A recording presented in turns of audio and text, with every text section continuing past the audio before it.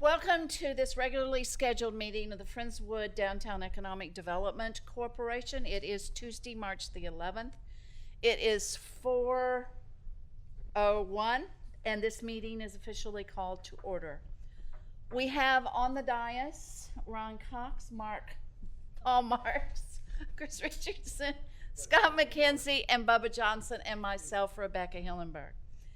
We're pleased that you're here to join us, and our first opportunity on our agenda is for public communication.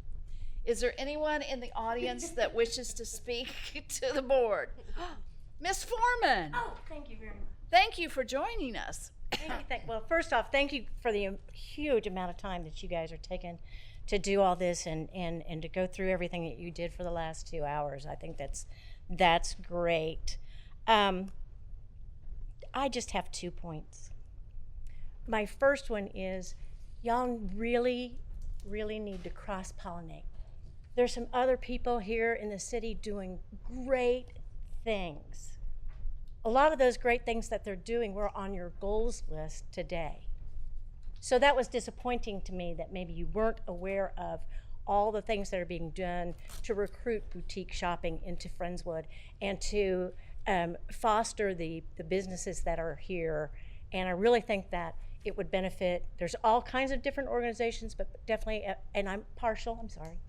FDFA is one of them. I really would like to see some cross-pollination because they're out there doing things. I can also, I'm giving away their secret, but they are gonna kick off something. They're foregoing all fundraising this year, any kind of efforts to focus on some of the programs and to spend some of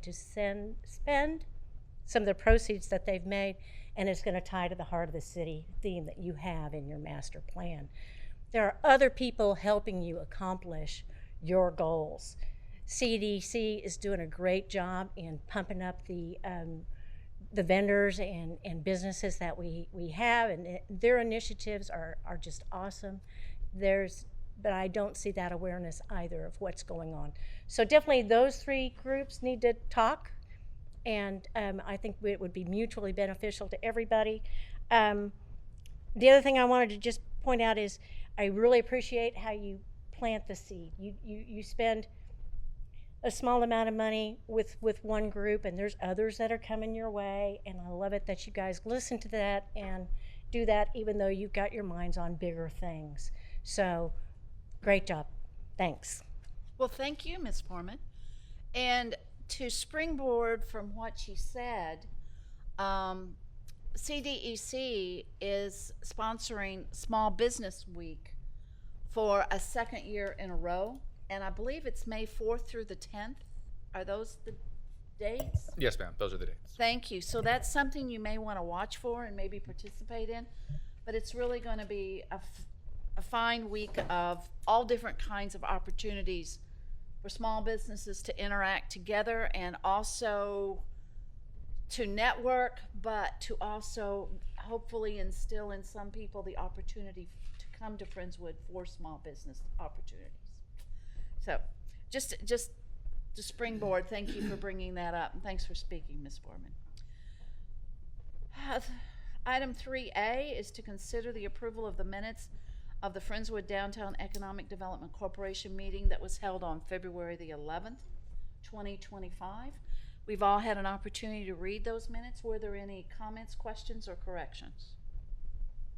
Hearing none, what is the wish of the board? Move to approve. Thank you. Second. Thank you. We have a motion to approve and a second. Any other comments or questions? Hearing none, all those in favor say aye. Aye. All opposed? Thank you. It passes 6-0. Moving now to 4A, which is our work session topic of discussing regarding future of the FDEDC projects. Stephen, Mr. Ray, excuse me, I'm sorry. No worries. Thank you. Just real quickly, thank you all so very much for coming in early today in our previous special meeting and going over not only the plan as it exists, but in the possibility of future projects. It helps provide guidance to city staff to make sure that we know what to bring you in the future and to make sure whether it's action items, new plans, new projects, whatever they might be, that we can bring that information to you. Not to rehash everything over the last couple of hours, I will just, in no particular order, just kind of run through, and please provide any edits or any other guidance you can, if you wish. City staff is going to go and put together a list of projects, both completed and then potential projects in the either ones that we know about or that are existing within the plan, and kind of give a dollar amount if we do know of what it would take to accomplish and whether or not some of those projects have been completed. Additionally, we're going to look at costs and locations for new sidewalks to help connect the existing sidewalks now on FM 518 to the rest of downtown. Potential branding and welcome signage package, along with some Christmas lighting, dollar amounts for the area around City Hall and Stevenson Park down to what's known as the heart of the city per the plan, or around the library area, along with some of the new light poles that are installed, and then to continue honing down estimates from AT&T and then confirming the estimate from Comcast for the removal and burial of the communication lines on FM 518. And I believe that's what I have on my to-do list, along with any of those potential costs when they would come due in the future, if it's an immediate expense or if it's something that would take place foreseeably in the future at some point. I would also like to bring up that one of the things we discussed during that 2-hour period was seeing what we needed to do either before the wires are lowered or now straightening the poles down 518. Yes, think ma'am. it's important. Yes, I think it is. I know you do. Thank you. But we need to keep things in front of us so that they don't just sort of we walk by. I'll continue to. Oh, no, let's not call it complain. Oh, yeah. Let's just push. Okay, Mr. Chair, Thank you. I've got a question, procedural question. Do we need to schedule another work session to talk about these things, or can we just handle them in a regular meeting? everybody give your input, please. I mean, this is a joint decision. You know, I think that the scope of our discussions would exceed any time limit of a normal business meeting. So in response to your question, I think another session would require scheduling. Me too. I would second that. I would too. Now, we need to discuss, though, we may not have the information we need to do it next month. Sure. We may need to wait a month. I mean, do it next month, we have a regular meeting, and then maybe in May we have a work session? Yeah, I think your question is just whether we do or not. Oh, I I know think the that, but answer I that we think do. we need to Yeah, direct. and then well, so then my next question was going to be I when. know, Ron. I Yeah, knew. she went right to it. Yeah. And should we just leave that up to Stephen, perhaps, Oh, that's a good idea. if he's got the information available, then we could schedule another 2:00 session for next month? Yeah, if he can get the data and get it to us, that would be great. Yeah, I know I'm going to be absent the May meeting. And if we could do it next month, the April meeting, that would be What's the helpful. date of the April meeting? 8th? 12th or 8th. Okay, so you'll miss it too, okay. I'll be in Augusta. Oh, wonder why. The next regular meeting is on April 8th, with the May meeting being on the 13th and the June meeting being on the 10th. Well, I hate to wait till the June meeting. Those But are maybe we could. the dates. I'm sorry. No, go I ahead. say those are the dates of the regular meetings. Yeah. If once the information becomes available, and if there's a time that schedules do allow, we could potentially have a special meeting some other time other than the window prior to this meeting. It could be basically any time during the week. What about, and I don't have the date, 2 weeks from April the 8th, like the end of April, 22nd? maybe? 2 weeks from April the 8th would be April 22nd on a Tuesday. That's Earth Day. Yeah, who knows? Will the earth still be here? I don't know. That we don't want to contemplate. That's beyond our pay grade. So, does the 22nd work? Oh, Bubba? I will probably not be here for the April or the May meeting. Okay. And it will be a good reason. Yes. It'll be a great reason. Guys, So, that's interesting. does It'd be the good. 22nd work for everyone? Sure. Mark? Paul? I don't know why I'm calling you Mark. Everybody calls me Mark. Always have. Well, maybe that's what I didn't They know. always have. This is- Paul, Scott, does that work for you? It's worked for me. All right, would you?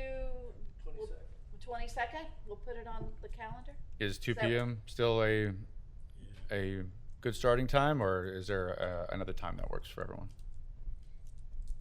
It's fine. 2 p.m. It's fine. 2 o'clock. 2 o'clock it is. And we, one of the beauties may or may not be a beauty, we won't have a closing time.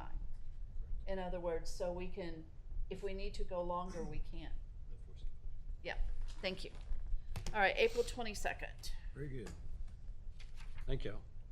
Thank you.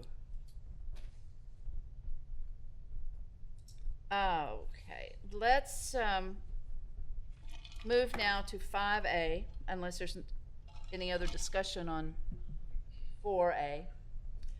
5A is to receive and discuss the Keep Friendswood Beautiful electrical box artwork project. Kind of an update on that. Yes, ma'am. Simon? So in the past month, up to just this past couple of days, they have begun, especially now that the weather's turned a little bit nicer. The preparation has begun on the electrical boxes. They're going to be cleaned, sanded, and then primed for their final painting. The final proofs of the same proofs that you guys saw last month they're at TxDOT waiting their final approval, which we anticipate at any time. And then we hope to have the painting begin the end of this month or early April on the first couple of boxes, weather permitting. In regards to the painting, I don't know the appropriateness of this, so just tell me it won't work. Can it be put on the website that the painting is going to begin and people can come out and watch the artist's work, or is that not appropriate? Just like a social media post or Yeah. something to that effect. I will happily, yes, it can be put out, but let me double check with the artist to make sure that they're comfortable with that. And if so, we'll definitely do something along those lines. Okay, thank you. Any other comments, questions? Moving to 5B is to receive and discuss the FM 518 illumination project or update report. Okay. Sorry, I've been getting information on this like up to the minute here, so this is actually pretty good. Our contractor, Pfeiffer & Sons, they are progressing on the remainder of the light poles. They're out there. They've been working all this week and last week, the new foundations, and then now they're out today putting the poles and light fixtures up. We are still working on the last of the easement agreements. We've made contact with a couple, establishing communication, but getting callbacks has started to hit some hiccups again. We're going to continue working on that. We do have our agreement and from the power provider, and we're working with TNMP.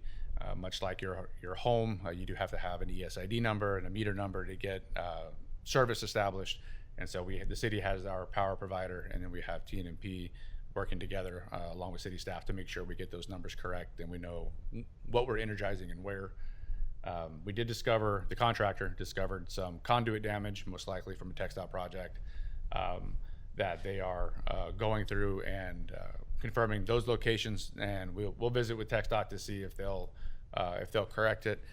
If not, it will have to be done prior to the wire pull, and so we'll see what's left in contingency or potentially bring an action item back to the board just in case we need some additional funds to correct the damage. It is not prevalent so far throughout. It's just in certain locations. Contractor had a bad day somewhere along the line, so I'm not quite sure. So we do have the wire pull and the final connections to remain. I've asked our engineering department to please focus on an area where there is no damage, the lights are installed, and can potentially be energized as soon as we're able to. It appears, as of this afternoon, that the contractor could bring Whispering Pines, starting at Whispering Pines, back towards City Hall, that circuit on both sides, up to energize those first and pull those wires. And so we're waiting on the exact, Whispering Pines to Castlewood, so it would be the entry to downtown. So they could pull that circuit. We're waiting on a date and time. Once they have a crew freed up from another job elsewhere, they'll send them over to go ahead and run the wire and get those connections made. So hopefully very, very soon, we'll at least have this entry completed and energized and lit up. And that's a TNMPP crew, correct? The wire to be pulled is going to be Pfeiffer and Sons. Pfeiffer and Sons. Yes, ma'am. Thank you. That's our contractor. Yes, ma'am. And that's the update. Quick question, Stephen, if you don't mind. 21 left to go, right? How many of those are encumbered by a lack of easement? Realistically, probably about 4 or 5. Okay, so we still have 15-ish to install. Okay. Out looking at them today, there's no plates up against any of the open where you would have an outlet. So that's purposely left open that way, Correct. and the wires are hanging out and all that stuff. So when they'll pull those wires up through, and then they'll connect the fixture itself, and then the receptacle and everything else on the back. That's why the plates are missing, and it doesn't look like there's a plug. There's No, there's currently. nothing there. Correct. Okay. Correct. Last question: why do some of the lights have additional lights on the backside and some don't? It's looking at it from just driving down. It's completely random. It's which ones do, which ones don't. Sure. I thought maybe they were just over the benches. Not true. It's totally random. So the history lesson on some of that, and we can talk at length. But the short and sweet of it is the approvals that were provided by the other entities that we had to work with were given. The poles were ordered, and then those approvals were subsequently removed. And so the poles were already under manufacture whenever those approvals were withdrawn. The ones that include additional lights? Correct. And so previously, those poles, many of them, or most of them, were going to be very close to the roadway itself, right at the back of curb. TxDOT and Texas New Mexico worked with us and decided that they needed to be 4 foot to 6 feet behind the back of curb instead of what had previously been established. Some of those then, as you see with the secondary light that hangs a little lower, that was meant to cover the sidewalk and have potential for the benches and then some adjacent parking lots here and there. Ultimately, they were already under fabrication. Yeah, okay, so it's just one of those things that didn't work out. Correct. The question then becomes, is it cost effective to have them all look the same by just removing that other light?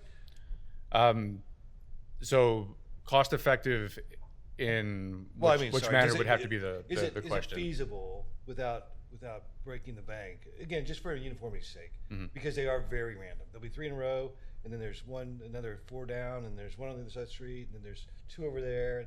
And so it would be possible to remove if we were just looking for conformity. We should be able to remove that. That was discussed early on, but we made the decision to go ahead and have them installed just so we wouldn't have to create any additional change orders, any right. addendums. So put them up, get it over with, and then we'll cover whether we want to take the other light off. Basically. Okay. So could I ask that we discuss that at some future time? Certainly. Okay. Can you put it on the agenda for the next meeting, Yes, ma'am. Stephen? Thank you. Thank you. Any other comments or questions? So we can anticipate June 1st? Is that reasonable? For Some illumination. yes, ma'am. June 1st for some illumination is more than reasonable. Yes. ma'am. Okay, thank you. I didn't want to pin you down too much. All right, any other comments about the illumination? 5C is to receive and discuss the downtown business update, and I thank you for putting this on the agenda. Yes, ma'am. So we have the new businesses in downtown district.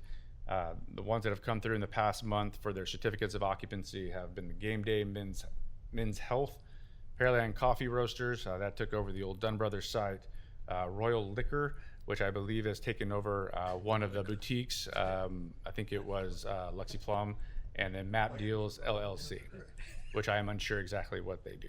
Map deals. All right. Well, apparently coffee's killing it. They're busy. Mhm. Good. That's what we want, more tax dollars for us. Well, and also the report not. that you gave in the work session about the potential businesses, the redevelopment of some of these properties was very good to hear as well. 5D is to receive and discuss the downtown economic financial report, please. Yes, ma'am. So, beginning fund balance in February of 2025 was $3,066,641, with a healthy revenue of $82,912. We did have some expenditures go out. The majority of the $144,773 was to Pfeiffer and Sons as a payment. We do have the $1333 for staff services. The ending fund balance for February 2025 of $3,003,447 with an unencumbered balance of just over $2.5 million. Great. Do you know in a round figure what we owe Pfeiffer between now and the end of the project? Round number is Absolutely. fine. Round number, I'd rather give you we've talked a lot of numbers. Actually, Katie, can you drop the screen, please? And additionally, is that a firm fixed contract, i.e. this many lights for this much money, or is it a? Yes, sir. Okay.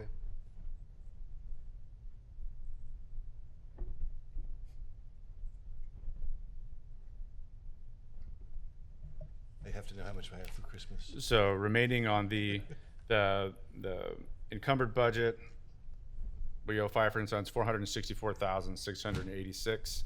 The Up Art Studio, the contract for the art boxes, we have $18,000 outstanding, and then we have about $2,394 for project contingencies and material testing still outstanding. Okay, so it's in the encumbered part of the budget. Correct. Got it. Yes, sir. A little 400 and something.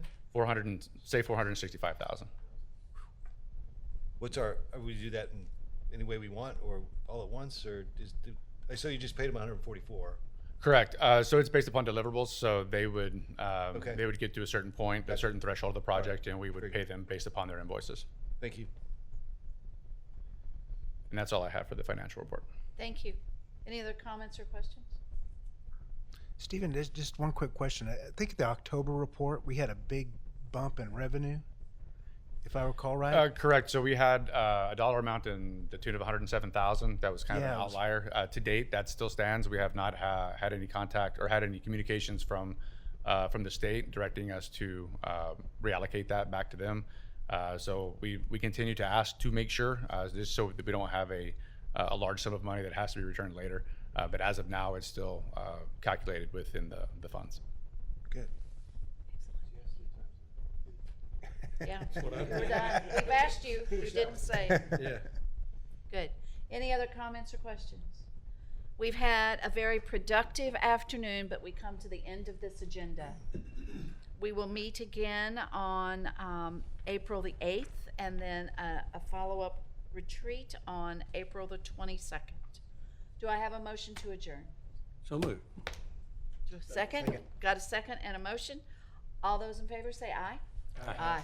We are adjourned.